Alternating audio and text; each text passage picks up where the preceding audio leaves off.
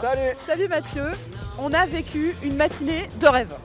Ouais, on peut dire que c'était le scénario idéal, le rêve absolu. On a un doublé, Pauline Nadeau première et Johanne Defay seconde, donc c'est fantastique, ça lance le reste de l'équipe masculine pour le reste de l'événement, c'est génial. Alors je vous propose de reprendre le fil de l'histoire. On va démarrer avec le quart de finale de Pauline Nadeau, c'était hier soir, et on va le voir à travers les yeux de sa maman.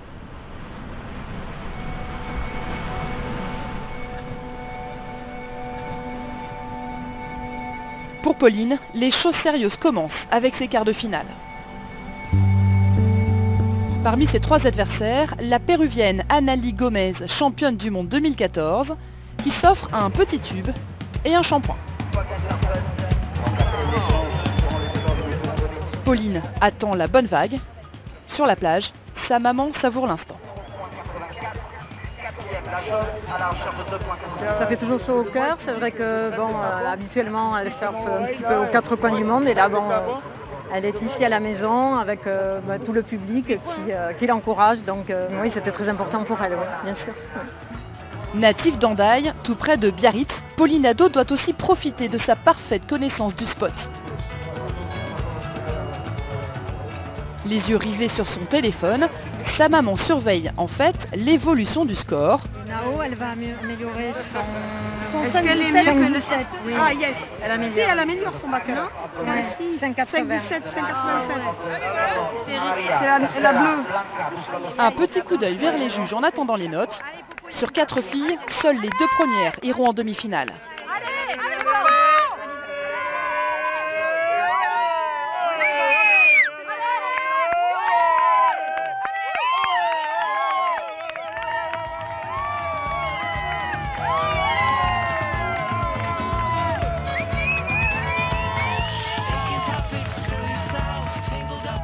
Avec une dernière vague notée 7,50, l'Andaillaise signe son meilleur total de la journée et prend son ticket pour le dernier carré.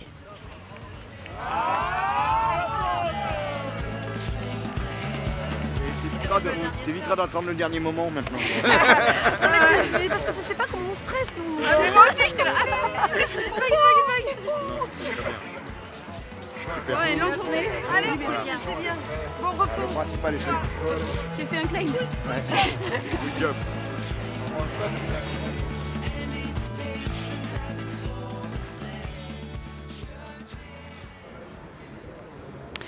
Et après la qualification de Pauline Nadeau, Mathieu, eh bien la question c'était de savoir si Johanne Defay allait la rejoindre.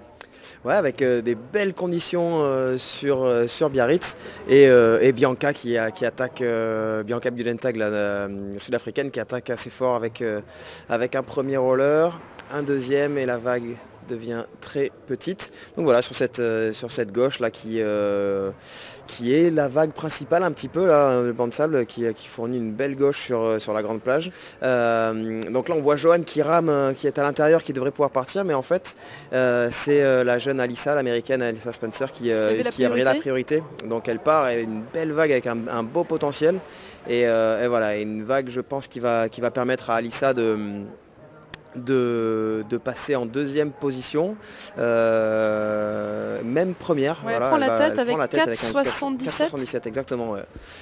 Donc voilà, c'est vrai que je pense que Johanne aurait bien aimé pouvoir prendre cette vague. Ouais, c'est une série quand même difficile. Hein. On rappelle donc Bianca Budentag, la sud-africaine, qui est aussi membre de l'élite professionnelle.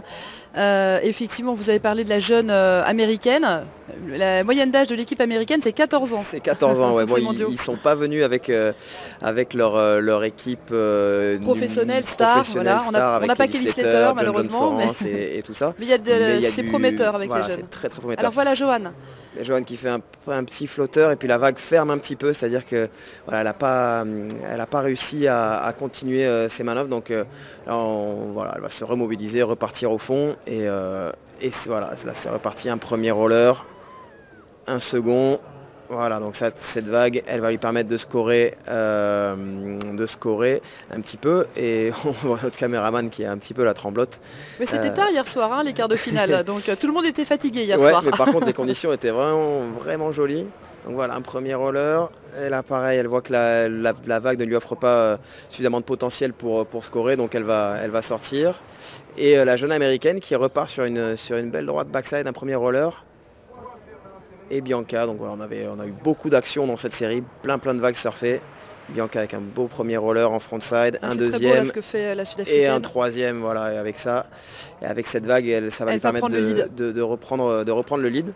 Et Johan qui a réussi également à repasser en seconde position. Ouais, c'était chaud parce que voilà, jusqu'à 5 minutes de la fin, Johan elle n'y était pas, hein, elle n'était pas qualifiée. On a vraiment craint pour la qualification de la réunionnaise. Ouais, et surtout que la jeune Alyssa avait besoin d'un score assez moyen, donc il y a toujours un petit peu la pression quand la série se termine. Mais tout s'est bien passé. Une dernière vague de Bianca qui est notée 5,33. Ouais, et là voilà, Johan qui a eu une très bonne vague à 1 minute 30 de la fin avec trois très jolis rollers et qu'elle va scorer à plus de 8 points. Et ce sera la plus belle vague de la journée même donc pour Johan. Donc c'est top. Et puis Alyssa qui reprend une dernière vague, mais qui ne lui suffira pas pour sortir Johan de la qualification. Donc on est très content. Et voilà, les Bleus très contents de Françaises pour les demi-finales. Ouais, l'équipe toujours aussi soudée, c'est beau à voir. Voilà, la jolie plage, le joli spot de Biarritz avec cette belle performance pour les Françaises. Donc voilà, la demi-finale le lendemain matin, ce matin, c'était à 8h, 8h20 ce matin. Johanne Defay en jaune, Pauline Hadot en rose, la néo-zélandaise Ella Williams aura le lycra bleu et l'allemande Frankie Harrer en blanc. Et c'est Pauline qui attaque avec cette gauche, avec deux rollers. Voilà, Pauline toujours fidèle à sa stratégie de commencer assez vite ces séries pour mettre un petit peu la pression sur ses concurrentes. On a eu des belles conditions ce matin, c'était pas forcément prévu, le vent devait se lever et puis finalement il a été un petit peu feignant ce matin. Ouais. Il s'est levé qu'à midi. Il s'est levé qu'à midi, mais pour notre plus grand bonheur. Et voilà, Pauline qui continue avec 2 rollers à nouveau et qui prend assez vite la tête devant Johan. Voilà, Johan qui part, elle avait eu pour l'instant des scores qui étaient assez moyens. Voilà, là elle fait une vague à une seule manœuvre, donc par rapport à Pauline c'est un petit peu inférieur. Mais ça lui permet quand même, ça va lui permettre de prendre la deuxième place. Exactement. Cette demi-finale, ça s'est un peu résumé à un duel entre les deux Françaises en fait. Hein. Les deux concurrentes néo-zélandaises et allemandes n'ont pas réussi à trouver leur place. Non, c'était des conditions, même si le plan d'eau était assez lisse, c'était assez difficile de trouver des vagues qui ouvraient, des vagues qui poussaient un petit peu, qui permettaient aux filles de vraiment démontrer tout leur potentiel. Mais Pauline et Johan, elles ont bien joué le coup, elles ont réussi super bien joué le coup. Elles se sont un petit peu entraidées aussi, parce que c'est ça, elles voulaient être toutes les deux en finale. Donc leur but c'était de bloquer, de faire en sorte que les deux autres concurrentes prennent le moins de vagues possible. Effectivement, expliquez-nous un peu le système des priorités. On voit P1, P2, P3, il y a des priorités sur la vague pour les surfeuses. Oui, c'est un système qui a été mis en place pour permettre, pour une certaine équité, pour que tout le monde puisse prendre des vagues. Donc là par exemple, Frankie Harrer avait la priorité, le petit P1, donc c'était elle qui avait la priorité sur une vague. Ça ne veut pas dire que les autres surfeuses ne peuvent pas prendre de vagues. Mais si elle se lance, les autres surfeuses doivent lui laisser la primeur pour cette vague-là. Et ensuite ça tourne, vu que là la blanche a pris une vague, on voit que le petit P2 était à côté de Pauline, donc Pauline avait la seconde priorité. Et donc là Johan, qui n'avait pas forcément la priorité, a pris une vague.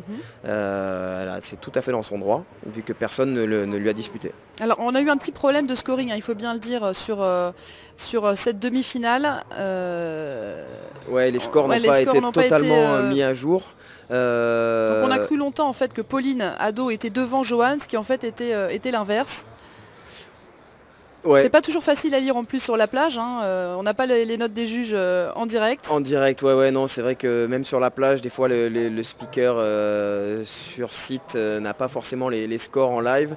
Mais là l'important c'était voilà, que les filles se continuent à se familiariser avec le spot, avec les conditions de la journée, parce que c'est vrai que on est dans un vagues ne sont jamais les mêmes. Entre hier et aujourd'hui, il y a eu des différences. Le swell est un petit peu tombé. Voilà, et donc Pauline, donc là le scoring comme vous disiez était un petit peu... là elle est en deuxième position, derrière Joanne. Ouais. Derrière Joanne, donc là elle voulait bloquer justement la bleue pour faire en sorte que la bleue ne prenne pas sa deuxième place et sa qualification en finale. Et voilà donc 2 Françaises en finale. Ouais, le scénario idéal se poursuit, c'est fantastique, nos 2 Françaises sont en finale. Et puis évidemment, elles ont bénéficié du soutien de l'équipe de France. Voilà, c'est cette compétition, c'est aussi une compétition par nation. Vous allez voir un petit sujet sur cette ambiance au sein de l'équipe française.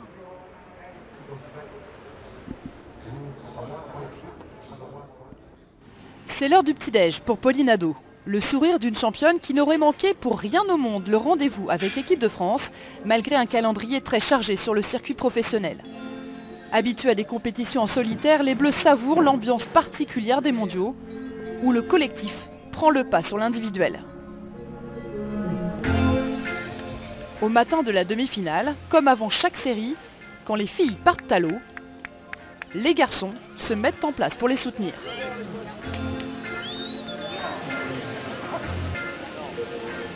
Presque plus tendu que Joanne et Pauline.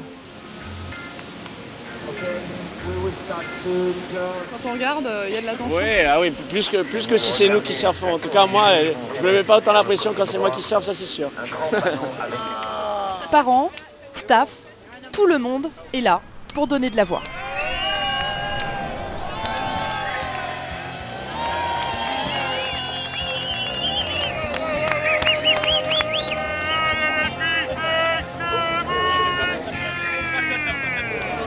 Le soutien est sur la plage, mais dans l'eau, les Françaises peuvent aussi profiter d'être 2 face à leurs adversaires. Il y a des stratégies à mettre en place pour éviter qu'une concurrente parte selon les règles de priorité et selon là où on en est sur ces prios. Si elles peuvent arriver à céder, à se filer un coup de pouce, à bloquer notre adversaire s'il y a besoin ou se laisser une vague, ça serait l'idéal. On est autant pour l'une que pour l'autre, donc du coup c'est un peu un double stress, mais c'est du bon stress quoi. On essaie de leur envoyer des ondes positives.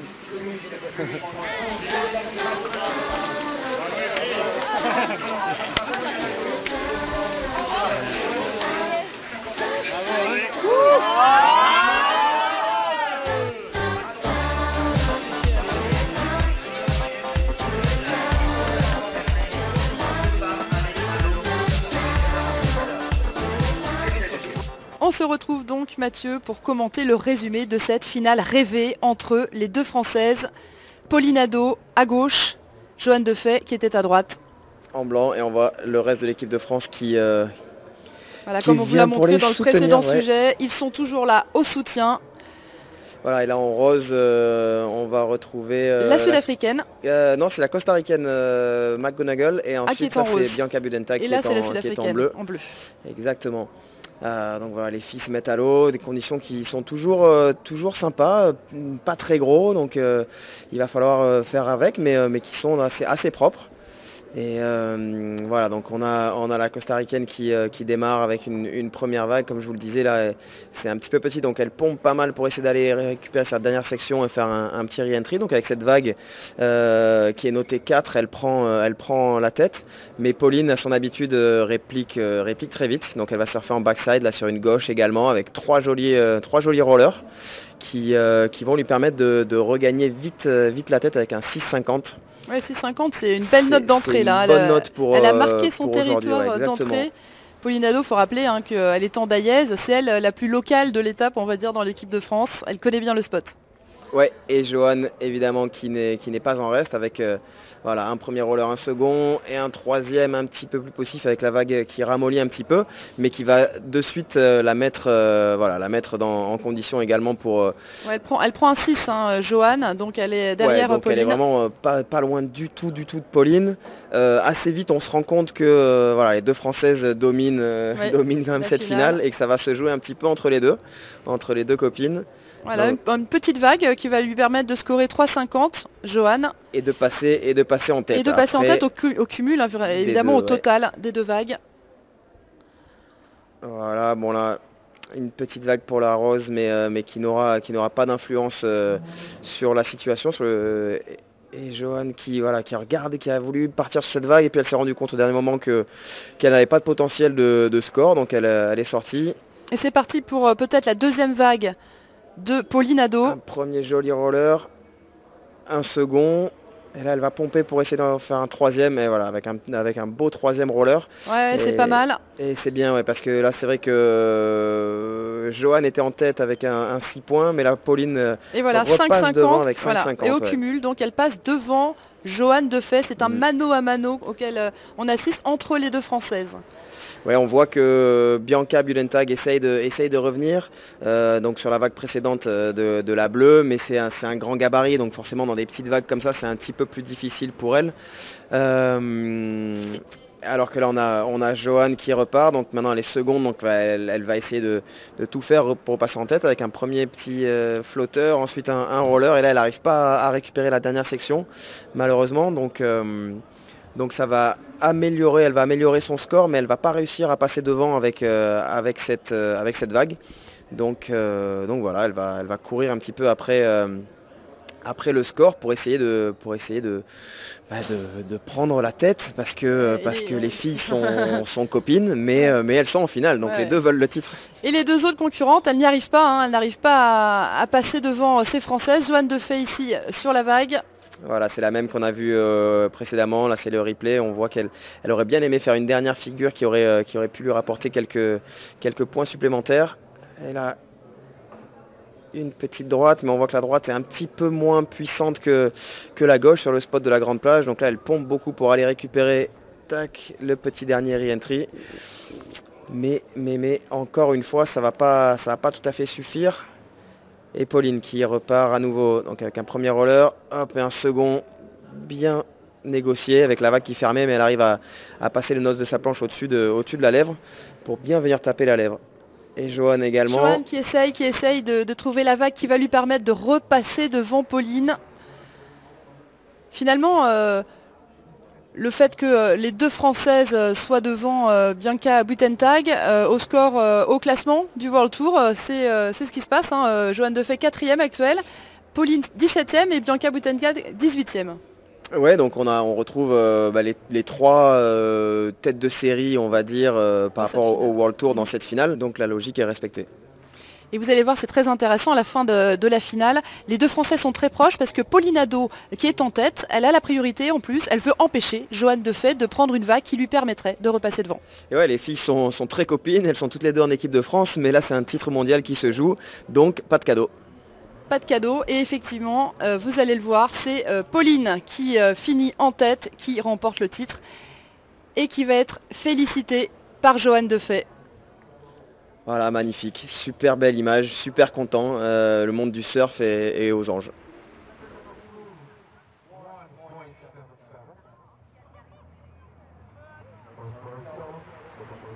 Et sur la plage, l'émotion est grande. Gisèle, la maman de Pauline, cache ses larmes derrière ses lunettes.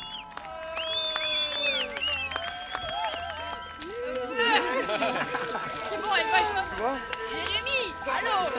Très bien les coachs. Vous avez bien coaché les gars. Sans déconner, le meilleur coach. Bravo les gars. Vincent Duvignac et Jérémy Florest portent Pauline en triomphe.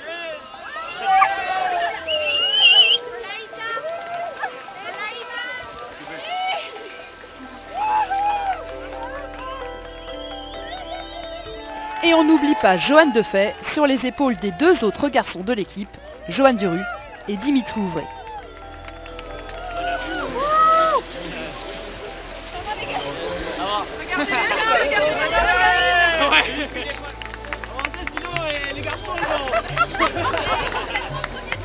C'est super, je crois que je réalise pas trop. Et voilà, cette compétition, ça fait 4 fois que je la fais, 4 finales. Et avant ça, j'avais jamais réussi à accrocher la première place et ça avait été un peu dur mentalement. Mais ouais, je suis trop contente et il y a eu beaucoup d'émotions aussi depuis le début parce que je vois beaucoup de gens qui me soutiennent toute l'année, qui sont venus me voir et d'habitude je les ai jamais avec moi. Et donc là c'est génial et en plus Johanne fait deuxième, pour l'équipe c'est juste la meilleure façon de commencer. Et j'espère que ça va motiver les garçons, ça va peut-être leur mettre un petit peu la pression aussi. Mais ouais, c'est génial.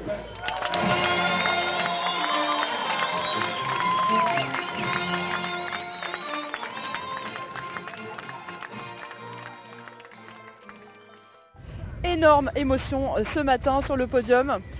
Comme vous le disiez tout à l'heure, Mathieu, ce sont des débuts idéaux pour ces mondiaux de surf. Et hier, on a même eu la visite du coprésident de Paris 2024, Tony Estanguet, que vous connaissez bien. Ouais, je le connais bien parce qu'il est parrain de mon association du Flocon à la Vague. Et donc je pense qu'on ne peut pas avoir meilleur ambassadeur pour Paris 2024 que Tony. Voilà, c'est une légende parmi les légendes. Alors on l'a rencontré hier, écoutez. La candidature de Paris 2024.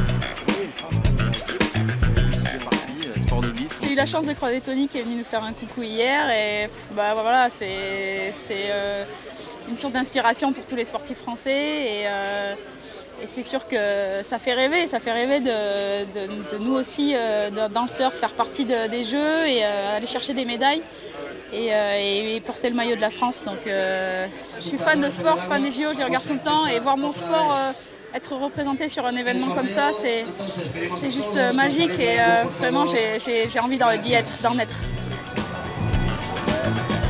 Tony, c'était obligatoire de venir ici à Biarritz sur ces championnats du monde de surf? C'était un vrai plaisir. Voilà, non, vraiment j'avais envie de venir ici parce que j'adore cet endroit, j'adore ce sport.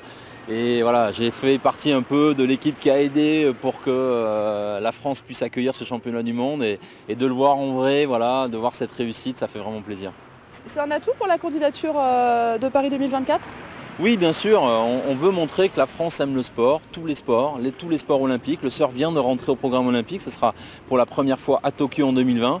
Et voilà, moi j'ai envie de montrer que la candidature de Paris 2024, c'est pour toute la France. Ici on est à Biarritz, et si Paris gagne ces Jeux en 2024, pendant 7 ans, on va développer la pratique de tous les sports partout dans ce pays. Et donc Biarritz pourrait recevoir éventuellement les épreuves olympiques? Bien sûr, ouais. Alors on verra ça après la décision, après septembre. Il faudra qu'on ait une petite discussion avec le CIO pour savoir quel sport on pourrait mettre au programme. Mais ça fait partie des pistes, bien évidemment. Ouais. Un petit mot sur l'équipe de France. Vous avez discuté avec Jérémy. L'équipe de France vraiment est venue avec ses meilleurs éléments. Ils ont vraiment des gros objectifs. Ouais, c'est génial, voilà, il y a une belle équipe de France, on espère vraiment que ça va scorer. Un championnat du monde à la maison, c'est toujours particulier, donc voilà, ça fait rêver quand on les voit un peu partout dans le monde sur des grosses vagues. Ici, ils sont à Biarritz, chez nous, et on espère vraiment qu'ils vont être récompensés par de beaux titres. Merci Tony. Merci, c'est cool. Et demain, Mathieu, on se retrouve avec la compétition messieurs. La compétition messieurs qui a même démarré un petit peu ce matin, ils ont fait quelques séries. Oui, c'était pas prévu que ça démarre aussitôt pour les hommes. D'ailleurs, petite anecdote, les deux Brésiliens du World Tour, du circuit professionnel, ne sont pas encore arrivés à Biarritz. Il faut dire qu'il y avait l'étape du World Tour au Brésil justement avant ces championnats du monde. Comment ça se fait qu'on a précipité l'entrée des hommes? Alors l'organisation a voulu optimiser les bonnes conditions de ce matin, sachant que les conditions de surf sont toujours un petit peu aléatoires, les marées, les vents, la houle changent un petit peu tous les jours. Donc ils ont mis à profit ces bonnes conditions de ce matin. Et on regardera évidemment le résumé de tout ça demain soir sur France O 20h20. Salut.